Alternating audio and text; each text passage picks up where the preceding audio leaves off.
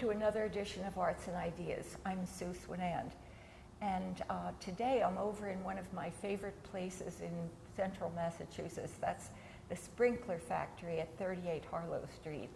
And my guest is someone whose work I've been watching for a while. He's really quite an outstanding painter, John Pagano. And he has a show here at the Sprinkler Factory this month, which I think just fills the whole space with excitement and energy. It's really such expressive work, and I want to thank you, John, for coming in today and helping us look at it and enjoy it. And I appreciate you coming in, Sue. It's great to have you here. Well, you've really been on a roll recently. You've had so many successes in the last year. I know you had the big show at the Davis Gallery last year, which was very successful, and that's where I really got to see a body of your work for the first time. And also you recently, John, received the first prize in painting at the Fitchburg Art Museum Regional this year, and it was a very nice show, and it was really a prize that I appreciated and agreed with. I couldn't have been more surprised myself, Sue. There were quite a few entries that were submitted, and fortunately I took both of the paintings that I put into the show, and then on top of that I got the Sarah Parker Award, which was a real treat. Yeah, well, you're really on a roll. So I understand all the paintings in this show were done in 1 year, is that correct? Actually less than a year. I worked on this show from last January to August. It's about 25 paintings. I brought an additional 7 that I didn't have room for. I like the way you hung it with, they are big pieces, and they need a little bit of breathing space and room to flail around in. And I want to take the opportunity to give credit to Tim Johnson, who installs shows for a living. He did a great job. I've got to say that the show probably wouldn't have looked this nice had I done it myself. But he's a master. He is a master. I don't know how he does it. I brought the work in and I laid it out, and I texted him and I said, don't forget to bring your magic wand with you. He said that it's part of his toolkit. And he certainly did a great job. Such a nice guy, too. He is a great guy. So, are you a Worcester native? Where are you from? I am. Born and raised in Worcester. My family lives here. I currently live in Paxton. I was schooled here. I went to public schools. My art education is from Worcester, basically, starting out at the Art Museum in the basement as a child. Worcester Art Museum. Oh, yeah. Great for everybody. Produces a lot of good artists. Right, and I had art in grammar school. That continued into junior high, and then it stopped because I went to a parochial school. After high school, I missed doing artwork, so I started taking classes at the Art Museum nights, and that turned into a college. I went there for 2 years, and then transferred there into Mass College of Art. So you went to Mass College of Art. I went to Mass College of Art. I majored in education, thinking that I would be able to make a living doing education, and took those classes for about a year and a half. That was a little bit of a disappointment as far as it didn't really satisfy my artistic endeavors, so I dropped that and then transferred into painting and got a BFA. And so were you always a painter then from your school of days? Pretty much. You know, I studied, you know, at the Art Museum and also Mass College of Art, there's all the disciplines: photography, collage, drawing, painting, figure drawing. But I gravitated more towards painting and figure drawing. Mass Art exposed me to more poetry, which I actually wrote in high school. And so I continued, I did some photography, poetry at Mass Art, and also painting. And I gravitated towards painting, and the rest is... So you were exposed to a lot of things, but painting stuck. That's right. That painting stuck. Yep. It just comes, it sort of comes naturally. I mean, my work is very colorful, you know, obviously, and it's nothing that I really feel like I have to work at. It's almost intuitive in a way. I don't work from color theory, etc. You know, it sort of does. You know, you just have to open up and let it come. I experiment with it, and I try different things, and It's what I enjoy, you know. You have to believe that something's going to happen, and then be willing to take the risk of diving You in. have to have confidence, Yeah. and you have to basically just keep working, you know. Yeah. So did you have, you had a business though too at one point, didn't you? I did. I had a design business, and it wasn't too long till I realized I wasn't really a businessman, and Flagship Bank reminded me of that. So the business folded after a while. I've done, the past several years, I've done a few design projects in the city. One is the mural in the Hanover Theater lobby, which is a conglomeration of photographs that I got from the Historical Society, the Historical Museum, and friends of mine, family books. And it's basically a large 16 by 30 foot black and white mural. Wow. You know, to recognize. I'll have to look at that closely it was basically done as a donor recognition mural. And I've done one also at the St. John's Food Pantry that Frank Carroll put together. So you're doing some freelance work in the community? Yeah, freelance work, and also in Worcester specifically, Foley Stadium has been named Commerce Bank Field. Yes. And part of the issue with the renaming was people didn't realize they wanted to give General Foley some recognition because no one really knew who he was, and what come to find out that he had an amazing history of giving to the community and his country, and we wanted to show that there. So your design celebrated him. So his design celebrated his career of 90 years basically serving the community and the country, so they hired me to do that. And I'll do these design projects occasionally to make some money. And the approach that I have to them is not dissimilar to the painting that I do, whereas I try to approach it from a poetic standpoint. You know, how can I make pictorially, how can I make the message pictorial? You know, it doesn't have a lot to do with color, but it's more of a, you know, it's gratifying in a different way. So tell me about this show and what you've included, and one of the things I'm interested in that John does, which I found so elusive and so attractive at his show at the Davis, and I know you have this show, half of the work is on Dacron. Dacron, is that? Dacron, sure. Dacron. And that, for me, gives a very pearl-like, beautiful quality to the color. It lets the light kind of pass through it somehow. I don't know. What prompts you to work on the Dacron? I got I got started using Dacron as a sculptural material. My idea was to have to sew together large triangular shapes, and I live in the country, and I wanted to suspend the shapes between trees at different levels and different angles. So when you walked under it, it was this sort of floating, fragmented ceiling over your head.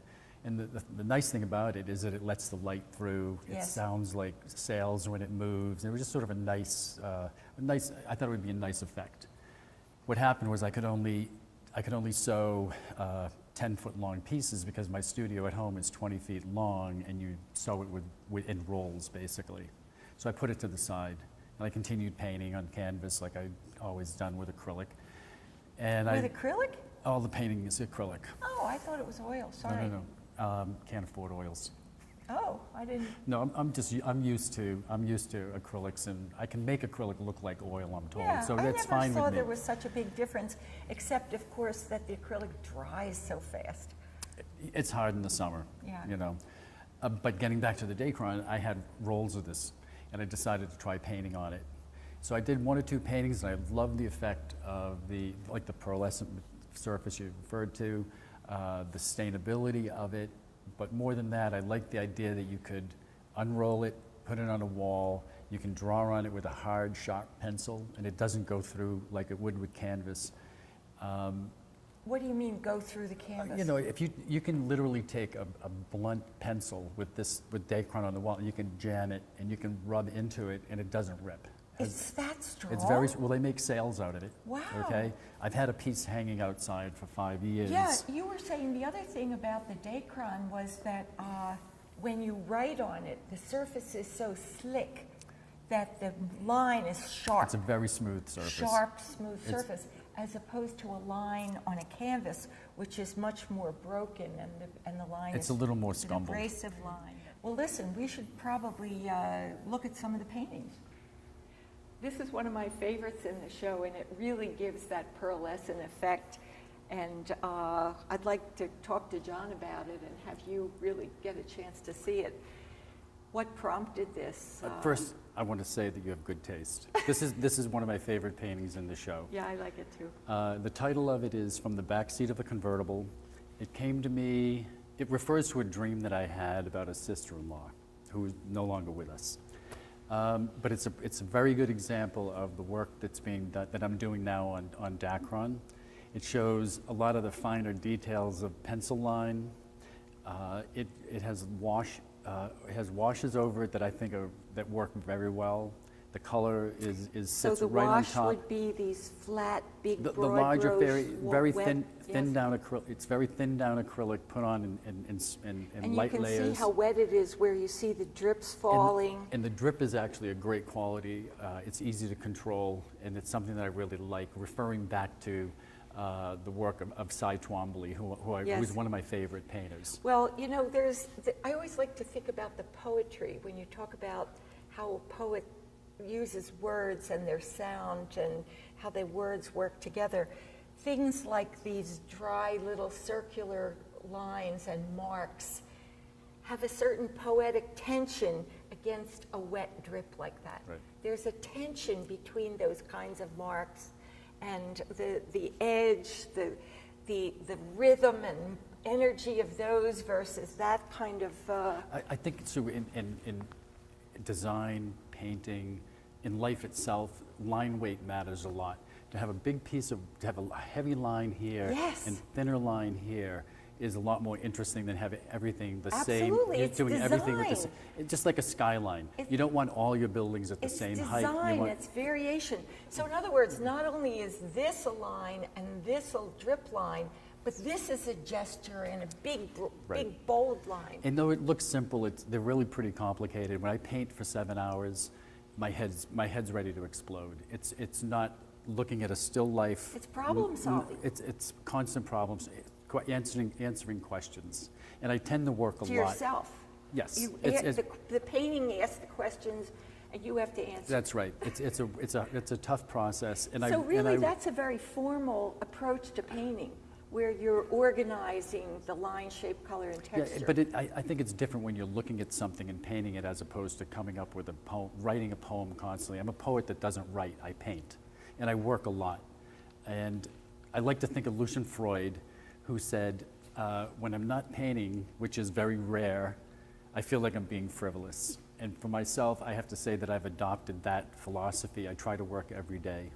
Because when you're painting, you're being who you are. That's right. You're alive. You're yourself. And You're fulfilling yourself. And I'm fortunate to be able to work. I work almost every day. That's wonderful. You know, and when I'm not working, I feel like I'm being frivolous, basically. Yeah. Mm-hmm. Who are some of the other painters that you admire? I certainly can see your love for Lucian Freud, who, in my opinion, is one of the great painters of our I like time. his philosophy. I love his figure painting, but obviously I'm not a representational painter. I've been influenced by the New York School abstract expressionists. I like Susan Rottenberg, Klein, de Kooning, Pollock, Twombly, Gorky. I see the list goes on and on. Yeah. Currently, I like a Brooklyn painter. His name is Chuck Webster, who I've just discovered on YouTube, who I think is an awesome painter. I'll have to look him up. That Yeah, doesn't he's ring a good. bell.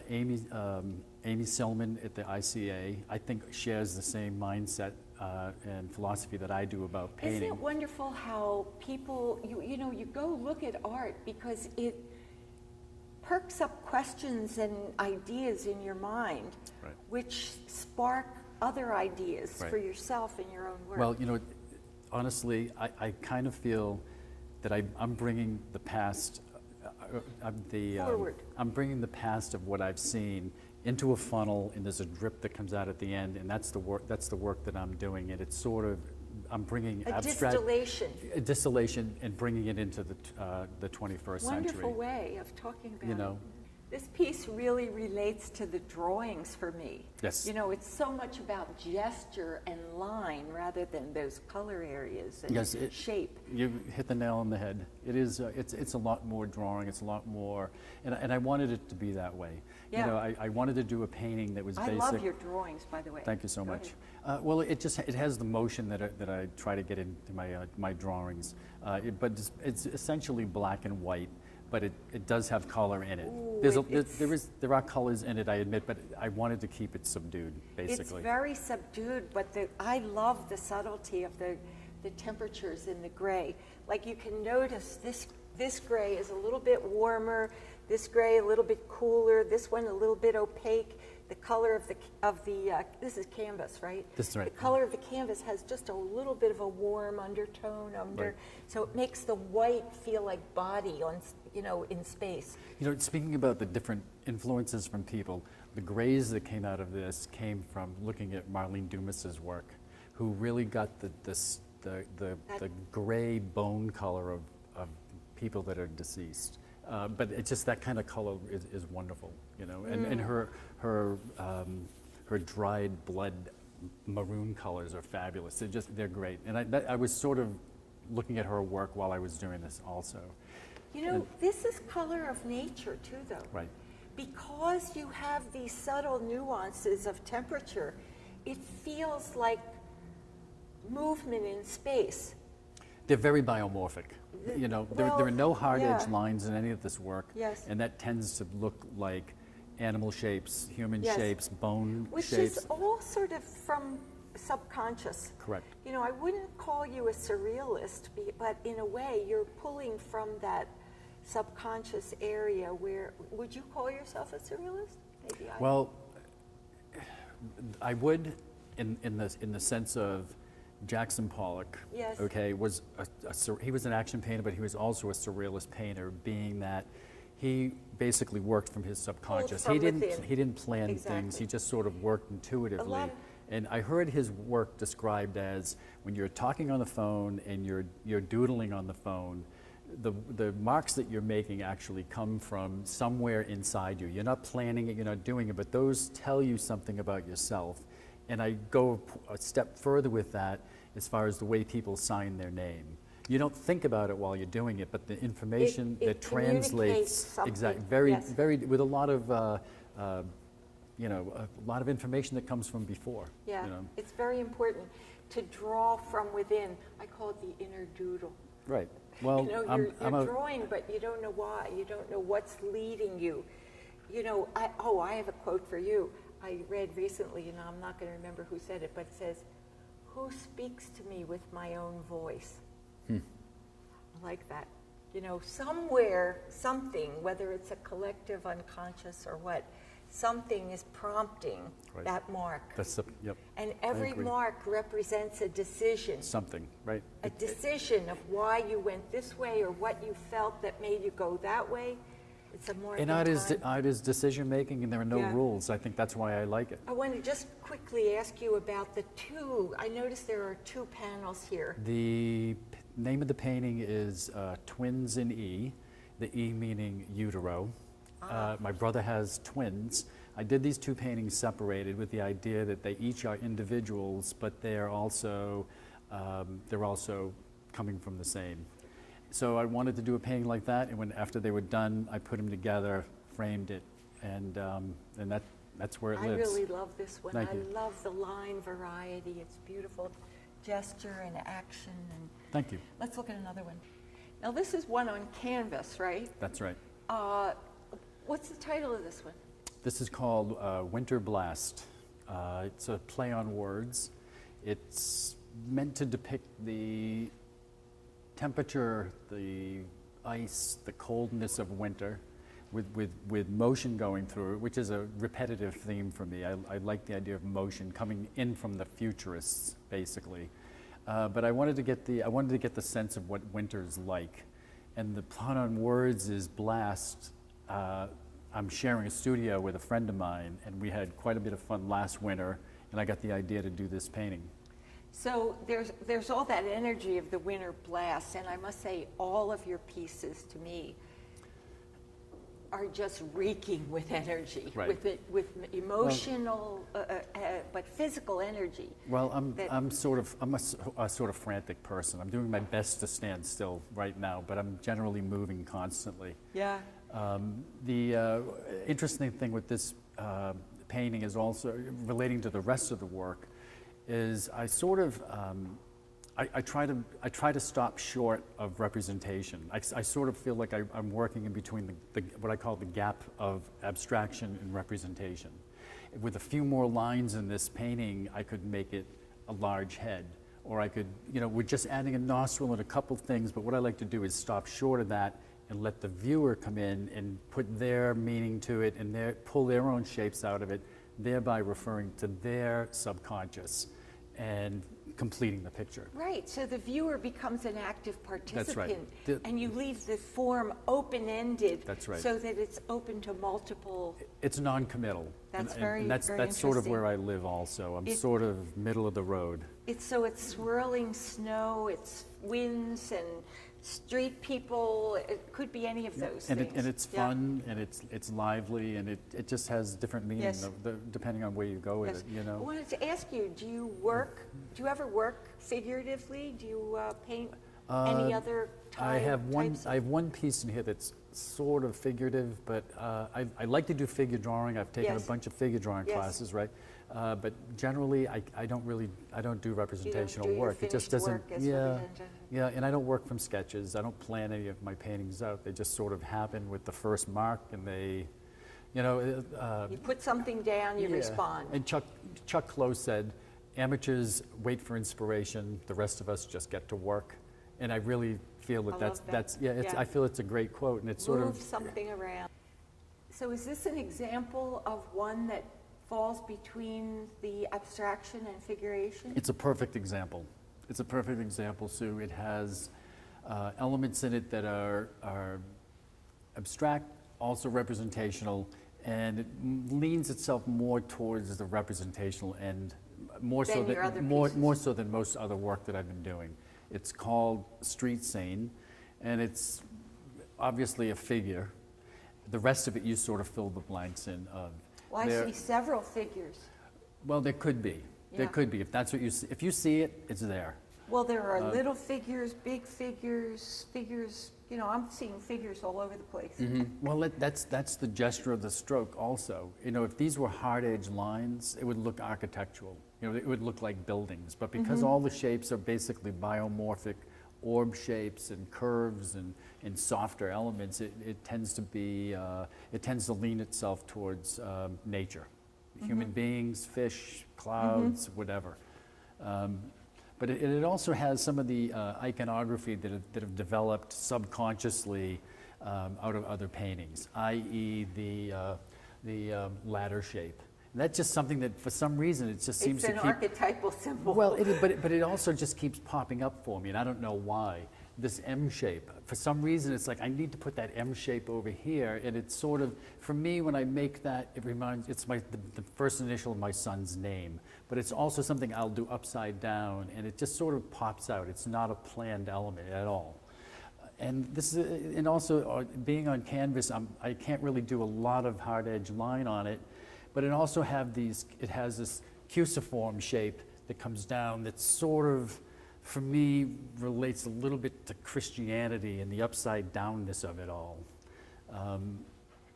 This is a good example of the culmination of a lot of different icons that come up. So it's very much related to the drawings too, but it's a way of thinking. Right. It's a way of thinking, and those little marks are really ways of thinking about shapes and forms.